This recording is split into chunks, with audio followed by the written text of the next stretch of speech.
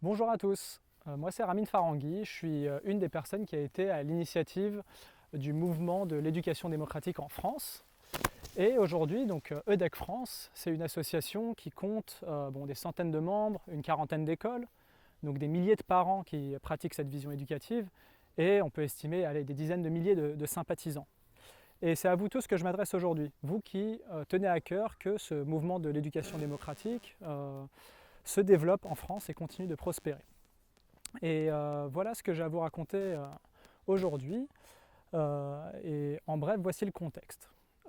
Cette année en Corse, il y a quelques mois, un projet d'école démocratique s'est monté, et tout était prêt pour ouvrir l'école, le dossier a été soumis au rectorat, et surprise, c'est la première fois que le rectorat s'oppose à l'ouverture d'une école, avec un courrier qui est, on va dire, plutôt bien rédigé dans les règles, etc. Et c'est la première fois qu'on s'est dit, ah, là, il y a quelque chose à faire, on rentre dans un réel litige juridique. Et en même temps, on était sûr que cette opposition était illégale. Et donc, le projet d'école démocratique Corse et EDEC France, on a ensemble réfléchi à comment défendre les droits de cette école à ouvrir.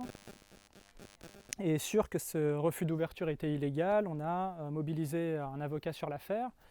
Ça a coûté 7 700 €. Et EDEC France, heureusement, a pu entièrement financer cela parce qu'on avait mis de côté de l'argent justement en anticipant une telle éventualité.